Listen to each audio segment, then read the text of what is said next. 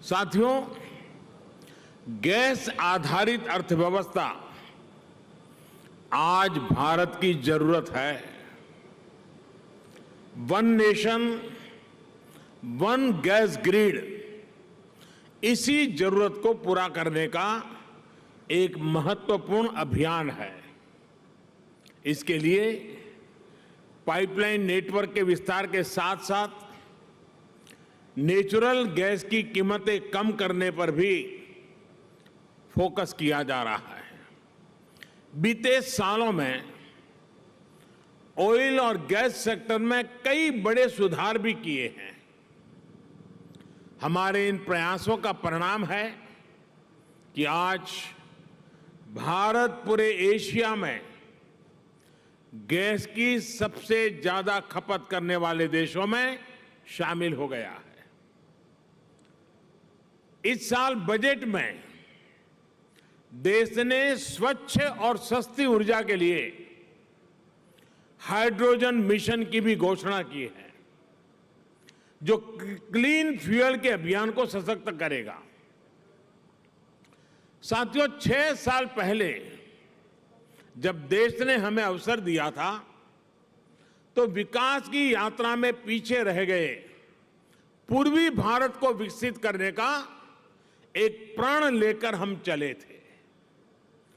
पूर्वी भारत में जीवन और कारोबार के लिए जो आधुनिक सुविधाएं चाहिए, उनके निर्माण के लिए हमने एक के बाद एक अनेक कदम उठाए। रेल हो, रोड हो, हवाई अड्डे हो, जलमार्ग हो, पोर्ट हो, ऐसे हर सेक्टर में काम किया गया। इस क्षेत्र की सबसे बड़ी समस्या ये पारंपरिक कनेक्टिविटी का अभाव तो था ही, गैस कनेक्टिविटी एक बहुत बड़ी दिक्कत थी। गैस के अभाव में पूर्वी भारत में नए उद्योग तो क्या, पुराने उद्योग भी बंद हो रहे थे। इसी समस्या को दूर करने के लिए पूर्वी भारत को पूर्वी बंदरगाहों और पश्चिमी बंदरगाहों से जोड़ने का फैसला लिया गया।